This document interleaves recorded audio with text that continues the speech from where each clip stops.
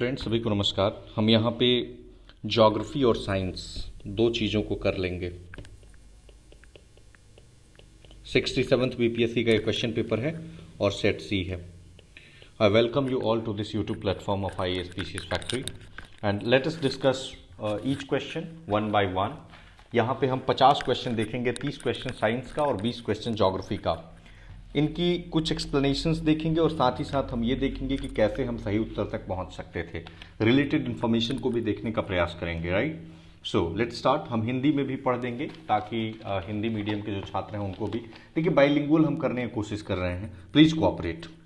The first question is Pattiseema project is associated with the integration of which of the following rivers, यानी पट्टिसीमा परियोजना निम्नलिखित में से किन नदियों के एकीकरण से जुड़ी है। तो इसका सही उत्तर है कृष्णा एंड गोदावरी।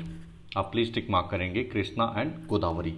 यह शुरू हुआ था 2016 में और आपको बता दें कि रिकॉर्ड 1 ईयर में इस प्रोजेक्ट को कंप्लीट कर लिया गया था और ये पहला फर्स्ट इरिगेशन प्रोजेक्ट है जिसको टाइम पे कंप्लीट किया गया विदाउट बजट एनहांसमेंट, मतलब बिना बजट को बढ़ाए हुए ये पहला ऐसा प्रोजेक्ट था जिसको कि कंप्लीट किया गया।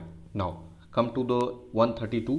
कह रहा है, ये यूपीएससी टाइप का क्वेश्चन है, आप ध्यान से देखेंगे ये ऐसा क्वेश्चन यूपीएससी ही पूछता है। बीपीएससी ने थोड़ा सा कट ऑफ कम करने का ये तरीका अपनाया है। कह रहा है कि which of the following statements are concerned with eskers and drumlins, यानी कि एस्कर और ड्रमलिन के संबंध में कौन से कथन सही हैं। पहला कहता है कि eskers are ridges of crudely bedded gravels and sands. देखिए 11th क्लास की एनसीईआरटी देखेंगे ना, फिजिकल वाली, तो उसमें क्लियरली ये फंडामेंटल्स ऑफ फिजिकल ज्योग्राफी, तो उसमें ये दिया हुआ है। तो कहता है कि एस्कर क्रूड बेडेड बजरी और रेत की लकीरें हैं, तो बिल्कुल सही है। ड्रमलिन्स के बारे में पूछता है कि ड्रमलिन्स आर कॉन्स्टिट्यूटेड मोस्टली, देखिए इस तरह का मैंने सब बताया था, मोस्टली आए, सम आए, तो ये नॉर्मली सही स्टेटमेंट्स होते हैं। नहीं भी पता होता तब भी आप इसको कर सकते थे, ठीक है। यानी कि ड्रमलिन ज्यादातर बोल्डर और मिट्टी के बने होते हैं, ठीक है। तीसरा कहता है कि basket of egg topography is the characteristic of terrains with eskers. बताइए क्या है, एस्कर्स है, यहाँ पे खेल खेल दिया है, ये एस्कर नहीं होगा, यहाँ पे ड्रमलिन्स होगा, यानी कि हमारा तीसरा नंबर स्टेटमेंट गलत हो गया, ठीक है। चौथा देखते हैं कि while eskers are built by glaciers, drumlins are the result from the glacial action, जबकि एस्कर ग्लेशियरों की धाराओं द्वारा निर्मित होते हैं, ड्रमलिन ग्लेशियर की क्रिया से उत्पन्न होता है। ये सही स्टेटमेंट है। बेसिकली यहाँ पे ड्रिफ्ट मैं कर देता हूँ, ग्लेशियल ड्रिफ्ट होता है। तो 1, 2 एंड 4 हम देखते हैं, ये वाला हो गया। ये डिफिकल्ट क्वेश्चन में मैं कैटेगोराइज करूंगा, I would categorize it into a difficult category question. Now come to the next question, that is combustion of underground coal occurs in the state of. ये बहुत सिंपल क्वेश्चन है, ये झारखंड होगा। आप सभी ने झरिया का नाम सुना होगा, ये 100 बरस से यहाँ पे जल रहा है, ये पूरा लैप्स है और कहें कि वेस्टेड इंटरेस्ट का ये चाल है। 1916 में आग लगी थी, मतलब सोचिए, और अभी तक 2022 चल रहा है, अभी भी यहाँ पे आग लगा ही हुआ है। तो सी हो गया। 134 नंबर पे हम आते हैं, पूछता है कि विच district of Bihar has mica deposits, यानी बिहार के किस जिले में अभ्रक का भंडार है। तो बिहार के कुछ जिले जिनमें अभ्रक का भंडार है, तो यहाँ पे गया हो जाएगा। सदर्न बिहार है ये, जैसे कि गया, नवादा, जमुई, इन जिलों में माइका मिलता है। जो झारखंड से सटे हुए इलाके हैं ना, मोस्टली वहीं पे। नाउ 135 पे आइए। The confluence of the river Son and Ganga is located in which district of Bihar, यानी कि सोन और गंगा नदी का संगम बिहार के किस जिले में स्थित है। ये बहुत सिंपल क्वेश्चन है, ये पटना होगा, ठीक है। इसमें ज़्यादा लोगों को दिक्कत नहीं होनी चाहिए। गंगा कहाँ से निकलती है, गंगा निकलती है गंगोत्री ग्लेशियर से, उत्तराखंड में, उत्तरकाशी डिस्ट्रिक्ट में। और जो सोन है ये कहां से निकलती है, अमरकंटक। ये कहां है, अमरकंटक, मध्य प्रदेश में। जिला का नाम है अनूपपुर, मध्य प्रदेश के अनूपपुर जिले में, ठीक है। ये सब नोट कर लेंगे आप। अच्छा, बक्सर में जो नदी मिलती है ना, उसको पता नहीं आप में से कितने लोगों ने सुना होगा, उसका नाम है गांगी, और ये गंगा का ही ट्रिब्यूटरी है, गांगी। ये कहाँ से निकलती है? आरा से, ठीक है, Gangi. Okay, now come to 136। पूछ रहा है द रिवर, 3 नदियों का नाम है, दामोदर, कोयल एंड सुवर्णरेखा, ये कहाँ से निकलती हैं? तो इसका उत्तर हो जाएगा छोटा नागपुर का जो पठार है वहाँ से दामोदर, कोयल और सुवर्णरेखा नदियाँ निकलती हैं। अगर हम थोड़ा सा बात करें तो दामोदर जो है वो हुगली की ट्रिब्यूटरी है। कोयल में 2 कोयल हैं, एक है नॉर्थ कोयल, तो नॉर्थ कोयल किसकी ट्रिब्यूटरी है? सोन की ट्रिब्यूटरी है। और एक है साउथ कोयल, तो साउथ कोयल किसकी ट्रिब्यूटरी है? ब्राह्मणी की। सुवर्ण रेखा जो नदी है ये किन 3 राज्यों से होकर बहती है? जिसका नाम है Orissa, West Bengal and Jharkhand. Now come to the next question 137। ये बहुत आसान है। Which is the first Ramsar site in Bihar? First क्या, द ओनली भी कह सकते हैं। बिहार का एकमात्र रामसर साइट है, उसका नाम क्या है? कांवर लेक। यह बिहार के किस जिले में है? तो बिहार के बेगूसराय में है। अच्छा, मैंने जो मॉक इंटरव्यू लिया मोस्टली जो लोग मुझे मिले वो बेगूसराय से मिले। अब ये कोइंसिडेंस था क्या था, बहुत सारे लोग थे बेगूसराय में। तो कांवर लेक जो है ना वो बर्ड सैंक्चुरी भी है। और एशिया का, थोड़ा सा और इंफॉर्मेशन जानिए, एशिया का लार्जेस्ट यानी कि सबसे बड़ा फ्रेश वाटर ऑक्सबो लेक है। 67.5 स्क्वायर किलोमीटर में है टोटल। और कब ये घोषित किया गया था? 2020 में। बस काफ़ी है इन्फॉर्मेशन इतना। ब्रह्मयोनी हिल, ये हमने आपको जो 38 डिस्ट्रिक्ट कराया था तो उसमें ये जो 38 डिस्ट्रिक्ट्स वाला हमारा आप देखेंगे वीडियो, तो उसमें हमने ये इसको किया था ब्रह्मयोनी हिल्स को। तो ये गया में है। कहाँ पे लोकेटेड है? तो सिंपल पूछा है कि गया में है। ये बेसिकली एक सैक्रेड हिल है और महाभारत में भी, महाभारता और जो बुद्धिस्ट रिकॉर्ड्स हैं उनमें भी इसका चर्चा है। और विष्णुपाद जो टेम्पल है गया में उसके बहुत नज़दीक है ये विष्णुपाद टेम्पल। विष्णुपद या विष्णुपाद ऐसे करते हैं। Okay, 139। Which agro climatic reason of Bihar has the highest number of districts? देखिए, नॉर्दर्न ईस्ट यानी कि उत्तर पूर्व में 8 है, नॉर्दर्न वेस्ट यानी उत्तर पश्चिम में 13 है, सदर्न ईस्ट में यानी कि दक्षिण पूर्व में 6 है और सदर्न वेस्ट यानी दक्षिण पश्चिम में 11 है।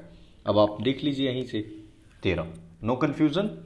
ओके, 140। जियोडेसी क्या है? मतलब किस बारे में हम जियोडेसी में पढ़ते हैं? जियोडेसी एक विज्ञान है जिसमें हम पढ़ते हैं measurement of the dimensions of the earth. इसमें shape and size of earth को हम देखते हैं।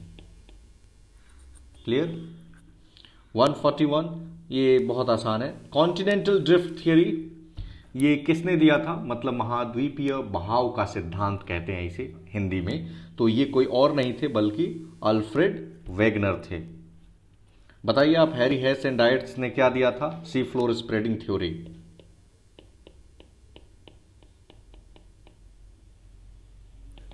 ओके, 143 में सुंडा ट्रेंच, बहुत ही ये डिफिकल्ट क्वेश्चन की कैटेगरी में रखूंगा इसे। Sunda trench lies parallel to the island of, पूछ रहा है कि सुंडा ट्रेंच किस द्वीप के समानांतर है, पैरेलल है। देखिए, अगर देखेंगे ना तो ये है सुमात्रा, ऐसे ये है ऐसे जावा, यहां पे है सुंडा ट्रेंच और ये है सुंडा स्ट्रेट। क्वेश्चन में क्या है, अगर स्ट्रेट पूछता तो मान भी लिया जाता है ऐसे, सुंडा स्ट्रेट ऐसे, इसके सुंडा स्ट्रेट जावा के पैरेलल है, लेकिन ये पूछ रहा है सुंडा ट्रेंच, तो सुंडा ट्रेंच ये है, देखिए ये दोनों पैरेलल हो रहे हैं ना, तो हमारा आंसर हो गया सुमात्रा यानी C number. An effective Coriolis force results from NCERT का क्वेश्चन है, अर्थ का रोटेशन से संबंधित है, मतलब एक प्रभावी कोरियलिस बल किस कारण होता है, तो पृथ्वी का घूर्णन कहते हैं इसे। और जो अर्थ रोटेट करती है ना, तो फास्टर एट इक्वेटर, अर्थ का rotation, that is why it is wider at equator. 144 which of the following countries does not have a land border with dead sea, dead sea के साथ किसका land border नहीं है। अब इसमें मैं map के थ्रू आपको दिखाता हूं, देखिए मैप बनाते हैं। इसमें बनेगा जैसे कि अगर आप रफ ही है, जैसे कि ऐसे इजराइल का आपने देखा होगा, ऐसे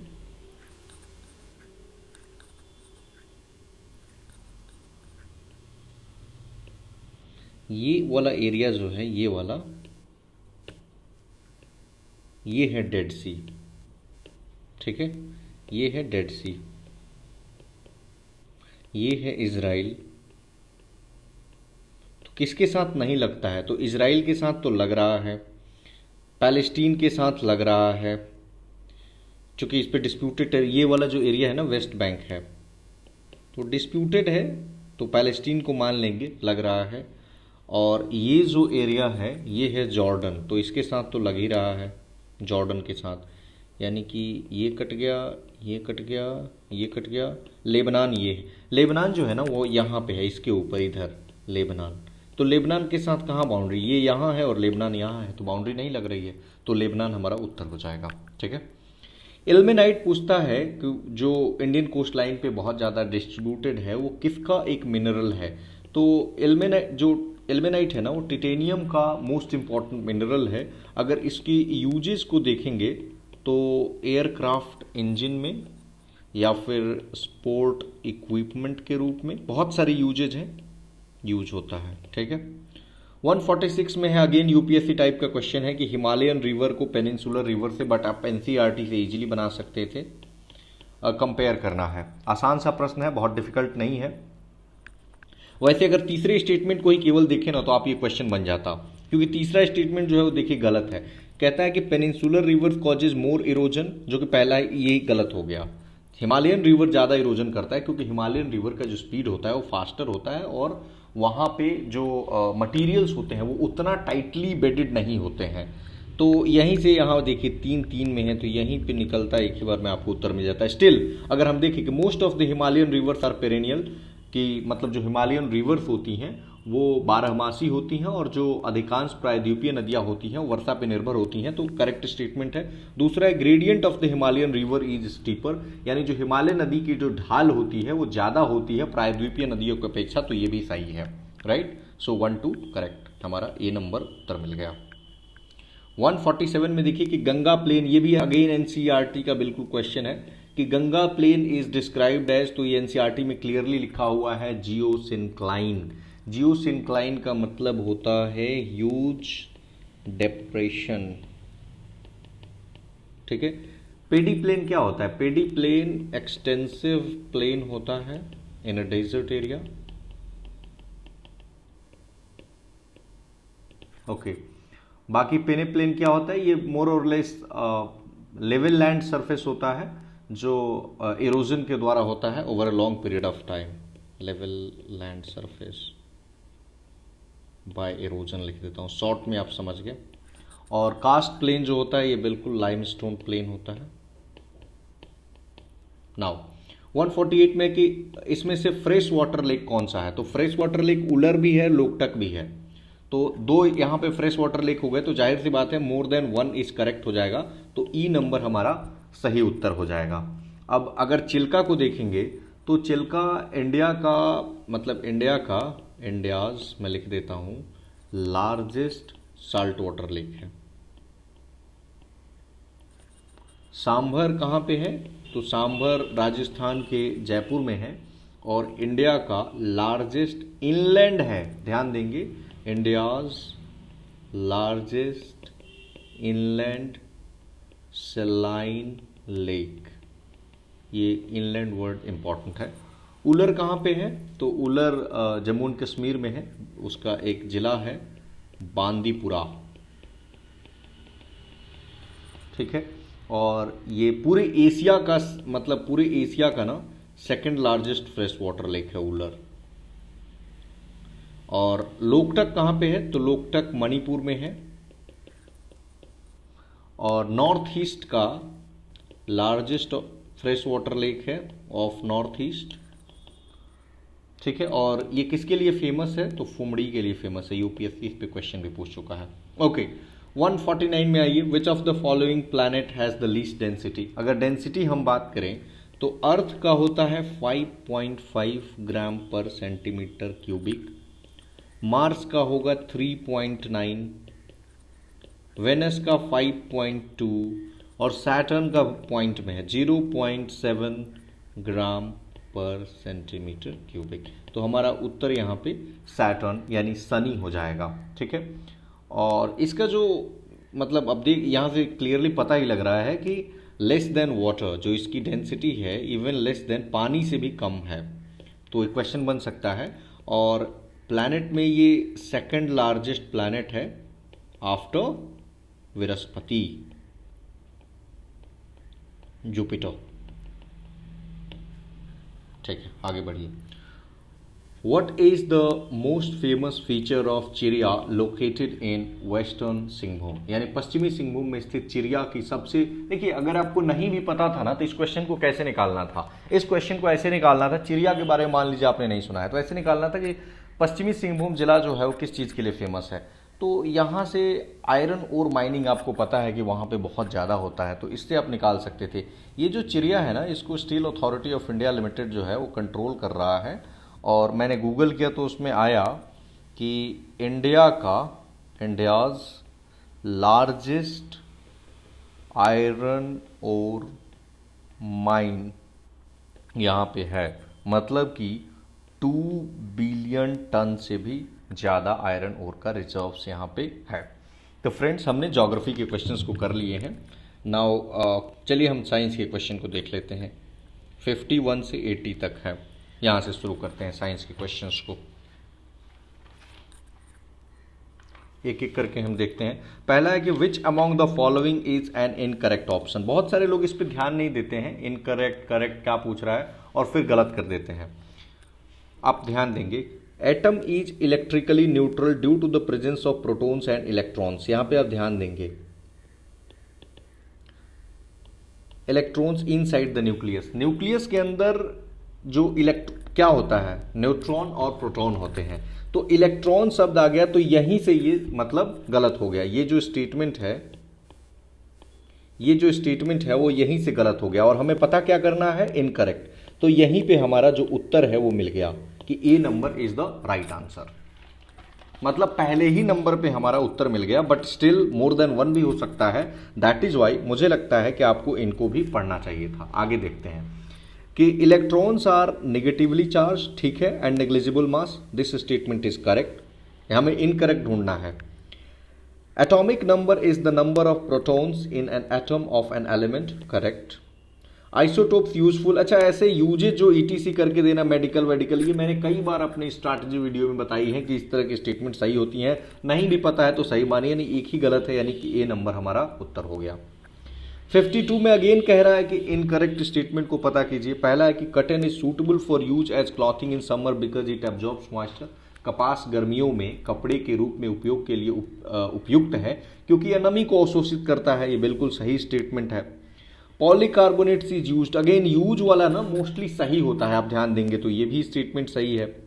तीसरा देखिए कि acrylic is also called artificial silk, यहाँ पे लोचा है, ये एक्रिलिक नहीं होगा, यहाँ पे रेयॉन होगा।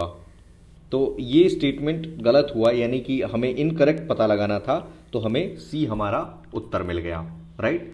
चौथे नंबर पे देखते हैं कि Teflon is used for coating non stick. आप जितने भी आजकल मार्केट में देखते होंगे नॉन स्टिकी, ताकि उसमें तेल वगैरह ना चिपके, तो टेफ्लॉन कोटेड जो मटेरियल्स आजकल बिकती हैं, थोड़ा महंगा होता है बट ठीक है। तो हमारा सी नंबर उत्तर हो गया। इसके बाद है कि ग्रेफाइट और डायमंड के बारे में कौन सा स्टेटमेंट सही है, इसको पता लगाना है। तो कह रहा है कि they have the same crystal structure, तो नहीं, दोनों का स्ट्रक्चर सेम नहीं होता है। क्रिस्टल स्ट्रक्चर किसका होता है? क्रिस्टल स्ट्रक्चर आपने देखा होगा डायमंड का होता है, लेकिन ग्रेफाइट का क्या होता है? ग्रेफाइट का हम बात करें तो लेयर्ड स्ट्रक्चर होता है। तो पहला नंबर स्टेटमेंट तो कट गया। दूसरा है कि they have the same hardness, यानी उनकी कठोरता समान होती है। नहीं, डायमंड हार्डेस्ट होता है, आप सभी को पता है। जब हार्डेस्ट होगा तो इससे कम ग्रेफाइट का है, ये भी स्टेटमेंट कट गया। They have the same electrical conductivity, नहीं, जो ग्रेफाइट है वो good electrical conductivity unlike diamond, तो अगेन ये भी कट गया। They can undergo the same chemical reaction, yes, उनकी जो रासायनिक प्रतिक्रिया है वो समान होती है क्योंकि they are the allotropes of carbon. So हमारा डी नंबर उत्तर सही हो जाएगा। Okay, come to 54, which of the following is the major, ये थोड़ा सा मुझे बहुत मैंने ढूंढा, बट अगर देखिए ई नंबर ऑप्शन नहीं होता ना तो हम डी के साथ आसानी से जा सकते थे, ठीक है, लेकिन ई नंबर ऑप्शन होने के कारण मुझे थोड़ा सा कंफ्यूजन हो गया, क्योंकि कहीं कहीं ब्यूटेन दे रहा है और कहीं कहीं प्रोपेन दे रहा है, तो मोस्टली ब्यूटेन के साथ ही जा रहे हैं। तो बीपीएससी पे निर्भर करता है, पहला आंसर तो आता तो आई एम श्योर कि वो ब्यूटेन के साथ ही जाते, दूसरे में क्या करते वो उनका मतलब क्योंकि ये अगर देखेंगे तो both mixed to form LPG. अब आपको कंफ्यूजन होगा कि ये तो मेजर पूछ रहा है ना, तो मेजर एक ही बताइए कोई। देखिए, डिपेंडिंग ऑन द कंट्री, किस कंट्री या किस रीजन में कहीं पे ये ज़्यादा होता है तो कहीं पे ये ज़्यादा होता है, तो नाउ बट ब्यूटेन के साथ आप जा सकते थे। आई डोंट नो आप क्या मारना चाहिए, बट डी और ई में से ही कोई एक होता, क्योंकि या तो ब्यूटेन मानते या ई नंबर मानते। सी को थोड़ा सा कम प्रोबेबिलिटी है, बट चलिए हम डी के साथ मान लेते हैं। Okay, water passes from the soil into the roots by a physical process, ये कौन सा प्रोसेस होता है? वेरी सिंपल क्वेश्चन, एनसीईआरटी का क्वेश्चन है, एनसीईआरटी में इजीली मिल गया था। ऑस्मोसिस है, मतलब कि जो पानी है वो पानी मिट्टी से जड़ों में जिस भौतिक प्रक्रिया द्वारा गुजरता है उसको हिंदी में कहते हैं परासरण। हिंदी थोड़ा टफ हो जाता है साइंस में। Biodegradable waste can usually be converted into useful substance with the help of, again very simple question, bacteria होगा कि जो बायोडिग्रेडेबल अपशिष्ट होते हैं उनको आमतौर पर जिसकी मदद से उपयोगी पदार्थ में बदला जाता है वो बैक्टीरिया होते हैं। यहाँ पे सबसे पहले तो इनको काटना था, और बाकी वायरसेस भी नहीं होंगे तो ये इजीली आसानी से मिल सकता था। नाइट टाइम में it is advised not to sleep under tree because, अच्छा साइंस में ना मोस्ट ऑफ द क्वेश्चंस जो है वो कहीं ना कहीं पूछे जा चुके हैं, तो वही क्वेश्चन रिपीट कर दिए गए हैं। आपने अक्सर सुना होगा ना कि गांव में लोग बोलते हैं कि पेड़ के नीचे रात में मत सो, क्यों? बिकॉज पेड़ भी जो है ना वो अपना रेस्पिरेशन करता है और रेस्पिरेशन के दौरान कार्बन डाइऑक्साइड छोड़ने लगता है, बिकॉज उस समय जो फोटोसिंथेसिस की प्रक्रिया है वो हो नहीं रही होती है। रात में सनलाइट चाहिए ना, या किसी तरह का लाइट, वो हो नहीं रही होती है और रेस्पिरेशन ट्री का चालू होता है, तो जब वो भी रेस्पायर करेगा तो आप कार्बन डाइऑक्साइड छोड़ रहे हैं तो वो भी छोड़ रहे हैं, that is why. Insectivorous plants grows in soil deficient in nitrogen. अब नाइट्रोजन में तो फिर नाइट्रोजन लेगा कहाँ से? तो ये नाइट्रोजन लेता है स्मॉल इंसेक्ट से, अपनी नाइट्रोजन की, इनकी जो प्रोटीन होती है ना, यहाँ से ये अपना नाइट्रोजन की रिक्वायरमेंट को पूरा करता है। Stem of a plant helps in distributing food to all parts of the plant. देखिए ऐसे में ना आपको इजीली इसमें ज़्यादा कंफ्यूजन हो सकता था, जैसे कि शेपिंग द प्लांट, ठीक है, बट ये नॉर्मल फंक्शन है, और स्टेम कोई भी जो ऑर्गन होता है ना उसका एक काम होता नहीं है, तो स्टोर भी कर सकता है फूड, रेस्पायर भी कर सकता है, फोटोसिंथेसिस भी हो सकती है। So all of the above are correct, so more than one, यानी कि ई हमारा सही उत्तर हो जाएगा। In transfusion blood must be compatible not only in blood type but also in, मतलब कह रहा है कि आधान यानी ट्रांसफ्यूजन में रक्त न केवल रक्त के प्रकार में बल्कि किस चीज़ में संगत होना चाहिए, कंपैटिबल होना चाहिए। तो again this is a question of NCERT, और ये आरएच फैक्टर, बहुत सारे क्वेश्चन एनसीईआरटी के बियॉन्ड नहीं पूछा है। तो और एनसीईआरटी या लूसेंट आपने पढ़ा हो या घटना चक्र पढ़ा हो, तीनों में से कहीं से आप बना सकते थे। अगेन पिट्यूटरी ग्लैंड, ये भी एनसीईआरटी लूसेंट घटना चक्र हर जगह दिया है, तो ये ब्रेन हो जाएगा। पीयूष ग्रंथि कहते हैं और ब्रेन को हिंदी में मस्तिष्क कहते हैं, और ये एंडोक्राइन ग्लैंड है, ठीक है। इसका जो एक पी होता है ना, मटर, उसके बराबर होता है। अगर हम, मुझे बनाना तो नहीं आता है चेहरा, लेकिन ऐसे बनाता हूँ। जैसे मान लीजिए एक मानव है,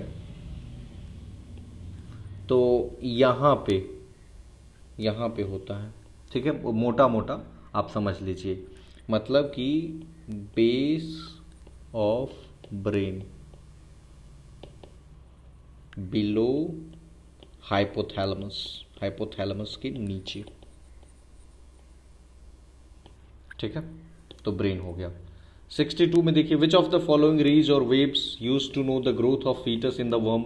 ये तो बहुत ही आसान क्वेश्चन है, हर जगह आप घरों में सुनते रहते होंगे कि किसी का बेबी है तो लोग बोलते हैं कि अल्ट्रासाउंड करा के चेक कर लो, कोई प्रॉब्लम है। बट अल्ट्रासाउंड का मिसयूज बहुत होता है, और इसी के लिए गवर्नमेंट ने PCPNDT एक्ट 1994 लाया था, pre conceive pre natal detection test. और इसका हालांकि बहुत मिसयूज होता है, बट अल्ट्रासोनिक वेव्स होंगे इसमें, आप बस याद रखेंगे। अगर यूजेस देखें तो एक्सरे का यूज कहाँ कहाँ होता है, कि मान लीजिए आपकी बॉडी में क्या सिम्टम्स हैं उसकी जांच करने के लिए,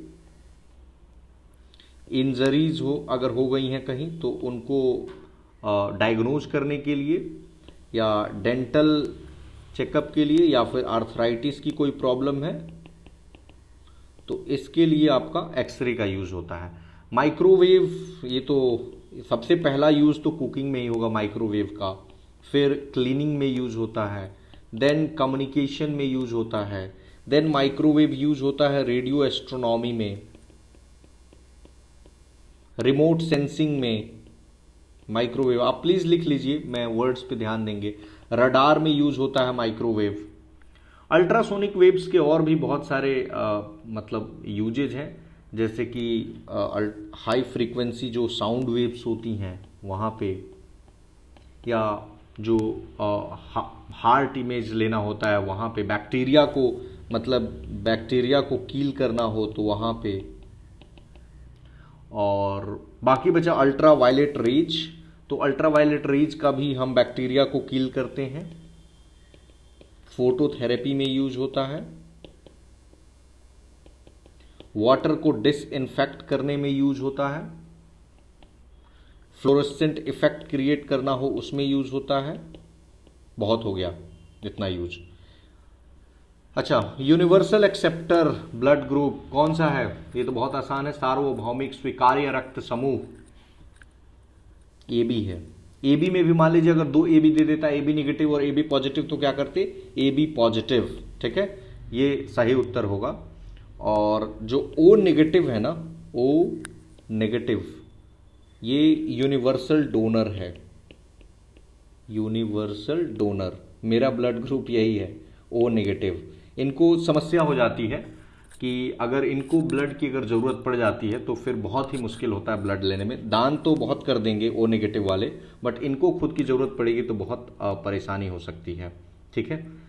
तो इवन O पॉजिटिव का भी ये ब्लड नहीं ले सकते हैं, सिर्फ O नेगेटिव चाहिए इनको, तभी इनको मिलेगा। जैसे अगर O पॉजिटिव है तो ये डोनेट कर सकता है A+, B+, AB+, O+, इस तरह से। नाउ इतना डिटेल में नहीं जाना है। न्यूमोनिया, ये PMT का क्लास नहीं चल रहा है।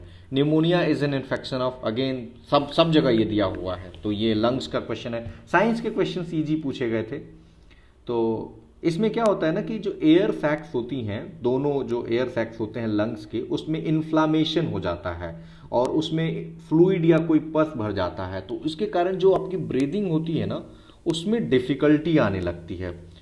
और किसके कारण होता है ये, तो न्यूमोनिया बैक्टीरिया है कि वायरस है, तो बैक्टीरिया भी हो सकता है, वायरस भी हो सकता है, फंजाई भी हो सकता है। और मोस्टली जो ये अफेक्ट करता है ना न्यूमोनिया, वो देखिएगा बच्चों में करता है, यंग जो चिल्ड्रन होंगे उनमें करेगा, या 65 साल के प्लस के लोग होंगे उनको करेगा। मतलब कहने का अर्थ है कि जिनकी भी वीक इम्यून सिस्टम होगी, मेरे फ्रेंड को भी हो गया था, तो ऐसा नहीं है कि केवल बच्चों को करेगा और वृद्ध लोगों को करेगा, बट मोस्टली इन्हीं में होता है न्यूमोनिया। ओके, चलिए आगे देखते हैं 65 नंबर क्वेश्चन कि a person standing in front of a mirror finds his image larger than himself. तो ये कोई और नहीं बल्कि पहला ही होगा, कॉनकेव मिरर होता है, यानी कि दर्पण के सामने खड़े एक व्यक्ति को अपना प्रतिबिंब अपने से बड़ा लगता है। इसका तात्पर्य है कि दर्पण का प्रकार अवतल है, अवतल। ठीक है, ये प्लेन जो मिरर होता है इसमें इक्वल दिखाई देता, बड़ा नहीं दिखाई देता, इक्वल। और कॉन्वेक्स में तो डिमिनिश्ड में छोटा दिखाई देगा। देखते हो कि रियर व्यू मिरर में कॉन्वेक्स ये रियर व्यू मिरर के रूप में यूज किया जाता है और ये डेंटिस्ट लोग यूज करते हैं।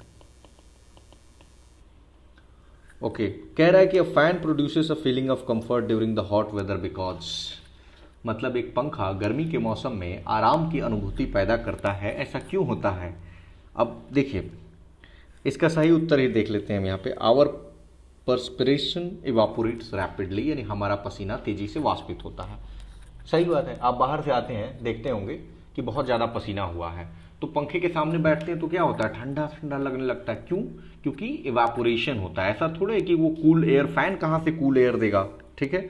बॉडी रेडिएट मोर हीट, नहीं। और कंडक्टिविटी ऑफ एयर इंक्रीजेज, नहीं। ये होता है बस वहाँ से इवापोरेट करता है और आपको मज़ा आने लगता है और फिर बॉडी कूल कूल हो जाता है, राइट।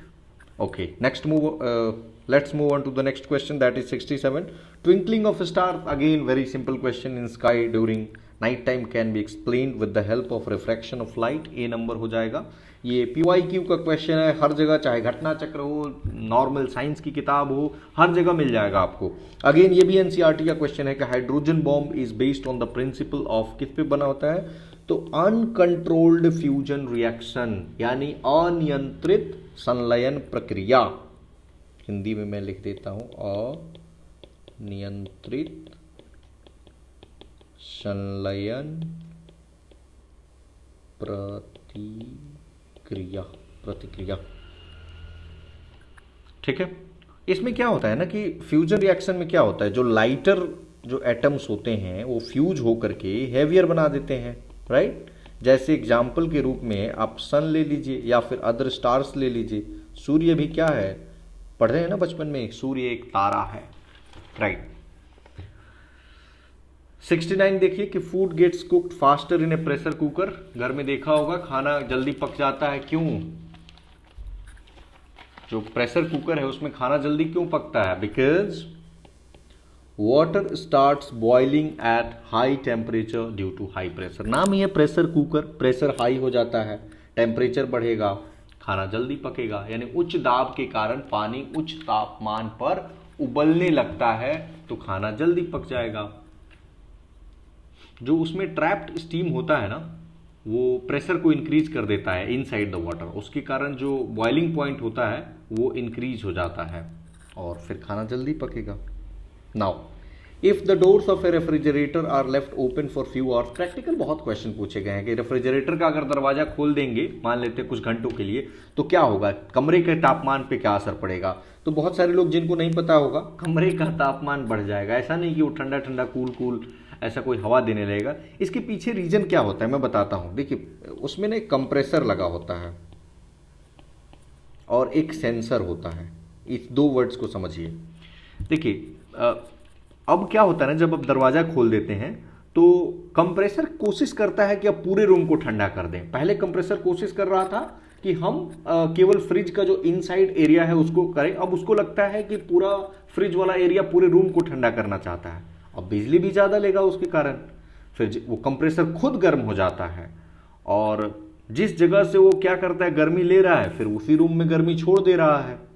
तो सेंसर क्या करता है, कंप्रेसर को सिग्नल देता है कि तुम और काम करो, मतलब ठंडा करना है तुमको, तुम और काम करो, तुम और बिजली लो और फिर वही बिजली छोड़ दो, फिर अपना रूम जो है वो गर्म हो जाएगा। मतलब सिंपल शब्दों में आप ऐसे समझ लीजिए, ठीक है। 71 है कि a piece of ice is floating in a beaker containing water up to its brim when the whole of the ice melts. देखिए, साइंस में आपको एक भी क्वेश्चन गलत नहीं करना था, एक दो चलो चल जाएगा क्योंकि सारे क्वेश्चंस रिपीटेड क्वेश्चंस पूछे गए हैं, ठीक है। तो इसमें क्या होगा आप बताइए, वाटर लेवल वहीं पे रह जाएगा, मतलब कोई चेंजेस नहीं होगा। ये कितनी बार पूछा जा चुका है कि बर्फ का एक टुकड़ा पानी से लबालब भरे बीकर में तैर रहा है, जब पूरी तरफ बर्फ पिघल जाएगा तो क्या होगा। ऐसा क्यों होता है, because volume of ice is greater than water, यानी कि लेस डेंसिटी होती है।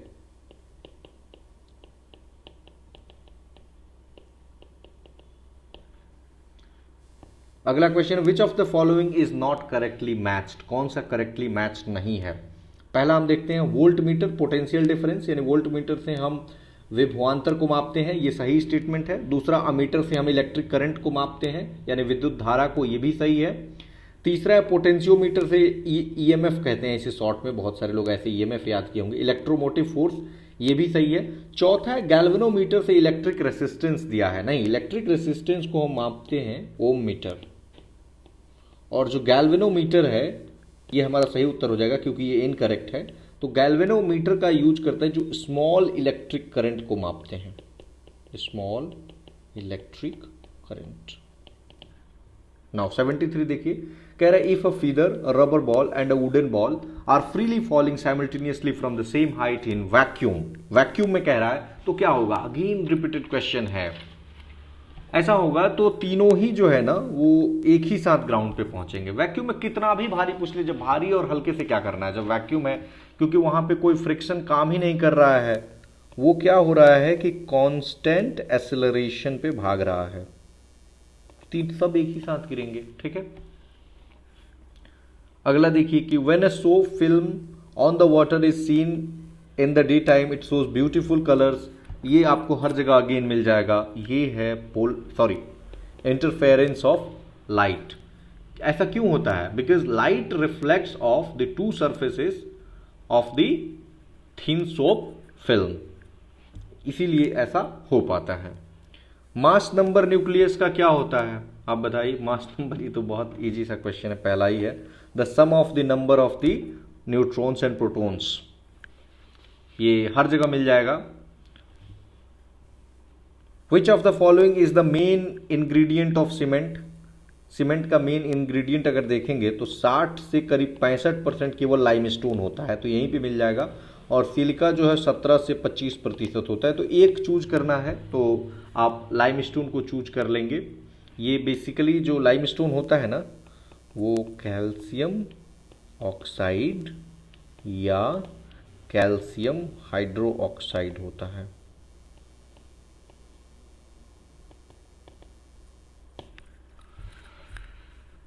जल्दी से देखते हैं, isotopes of an element differ in, isotopes किसमें डिफर करते हैं।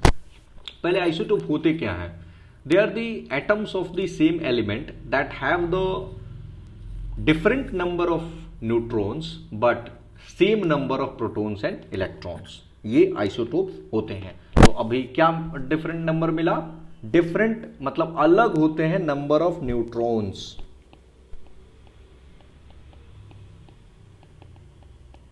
तो यही कारण है कि सेम मास नंबर इसका हो जाएगा। द मास नंबर किस में डिफर करेगा, मास नंबर में। प्रोटॉन में डिफर करेगा, नो।